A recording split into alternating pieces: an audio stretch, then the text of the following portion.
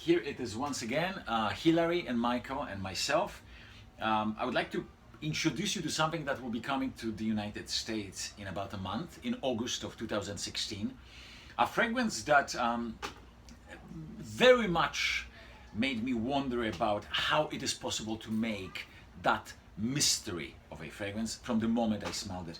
It is called Absolue. It is made by Perris, by the family of Perris. They reside in Monte Carlo. They are owner of Ubigon perfumes. They created several fragrances that definitely some of which is very much worth talking about. But this is a very special fragrance. Osmanthus is on its own extreme rarity, often used in a cuisine in Asia and in few parfums, and it always added that specific note that made that fragrance very unusual and very memorable. To take the absolute of it and put on the skin transported me once again to the world of scents that I did not smell since I was a child. The mystery of it, and we can talk, and we will often hopefully, about the beauty and nobility, as we talked in Iris Deschamps, and sensuality. There are many words that describe certain fragrances. Mystery, except mystère barocha, is something that is a true rarity in a real sense of the word. And that Absolue de Smart of Perris, in my opinion, has it. It is a beautifully taken fragrance, which has a jasmine, which has a petal of rose, which has a sandalwood and ambre. But Osmanthus that pierces through it gives you a fragrance of a shadow. That's how I would call it. Yes. It is a shadow that you put on you that is mysterious, and it is unknown. It is a fragrance of unknown, but of unknown as unknown beauty could be. Extremely sensual in a way. It's so interesting. We talked a moment ago about one of the legends of the cinema, Greta Garbo. So in a feminine way, it will be a Greta Garbo mysteriousness, or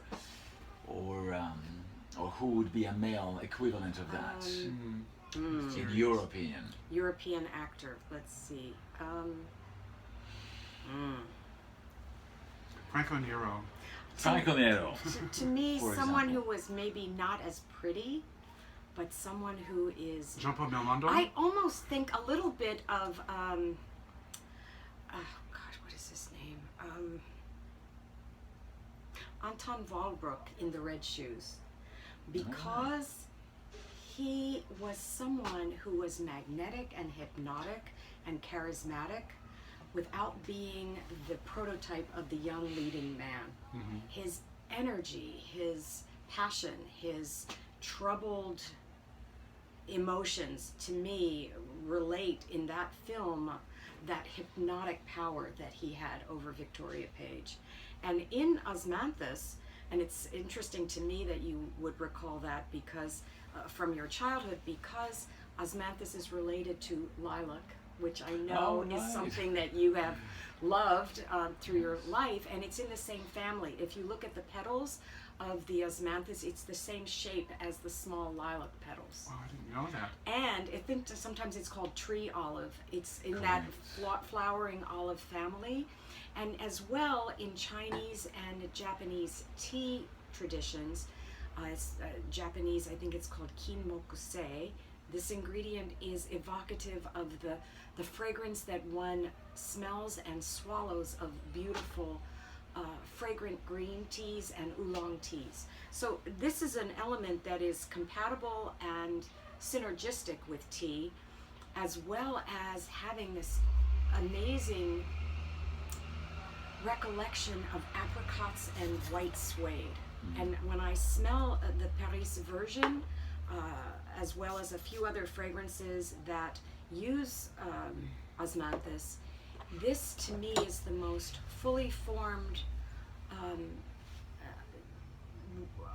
scent of Osmanthus with the perfumer's art. It's not a straight botanical. Correct. It shows the magic and the alchemy of a true perfumer. It's just it's magical. There is a sense of leather and fresh and dried apricots, a little bit like that sensuality of Femme by Rochat with the plum, the dried plum and leather and sense of a sensual subtlety. I think that I really think that with the osmanthus fragrances that I've smelled, that this particular version by Perris has the greatest thought, the greatest consideration of how to create an accord that is really mysterious and powerful beyond the botanical, but beyond the botanical note. There's a lot of depth. A lot of Absolutely, depth. absolutely. And great sillage and great Yes. life on the skin. It is magical and sensual. It's a beautiful, beautiful fragrance. Jean-Michel Santorini and Gianluca Perris are the creators of it. Gianluca, who created several, you met him. Yes. And Jean-Michel Santorini, we have not met, hopefully we will. But they are creators, Absolue de Smalt. What are your thoughts, Michael, Well, on that? Yes. I'll tell you, mine are completely in another era and another area and era.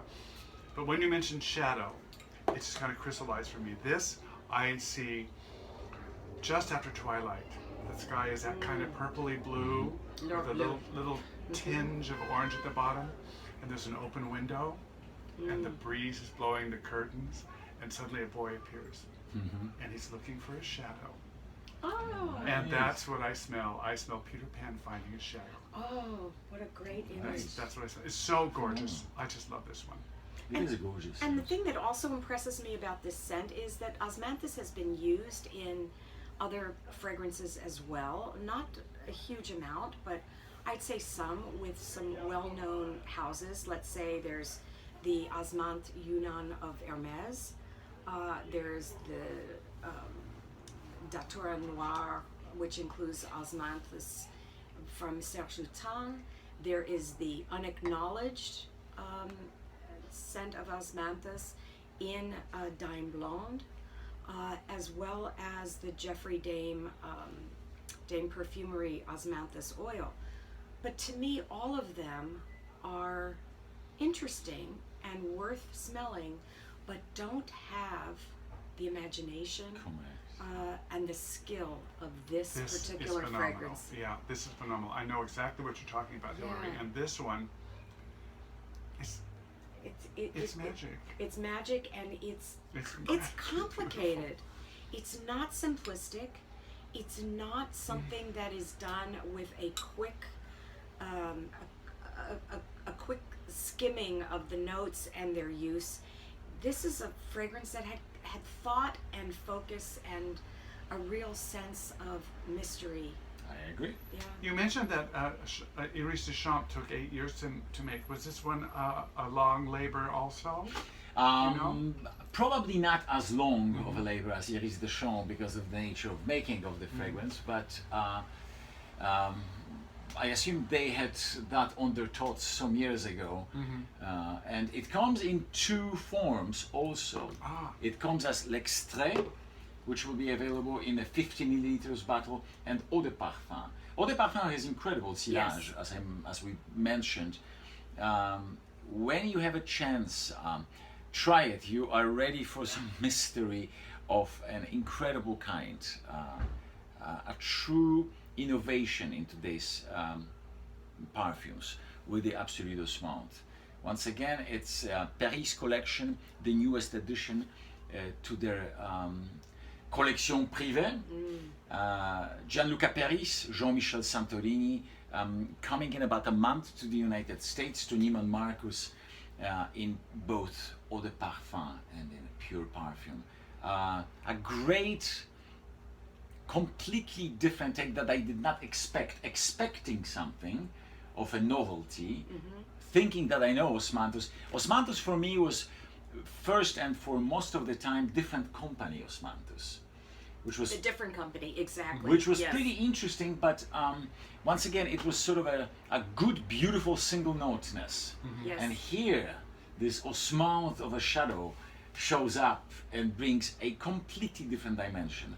And I'd like to the add fragrance. too that the beauty of this as a unisex is that there is a very strong sense of leather in the dry down, which I think can also make it work for an all-season fragrance. I smell like a suede, and it's different. It's a little like Dime Blonde of Serge Lutens, but Dime Blonde to me is more simplistic. It's the extroverted scent, whereas this again is introverted, and it's thoughtful, and it is a good scent for all year round for men or women because of the subtlety and complexity of the way the notes are arranged. Yes, absolutely. Just amazing. Michael, anything you would have to add about our newest? It's on my want list. That's all I have to say. It's on my want list. Absolutely. Thank Absolutely, you. Smile. Thank Thanks, you. Michal, for Showing us. sharing Yes. this. That's wonderful.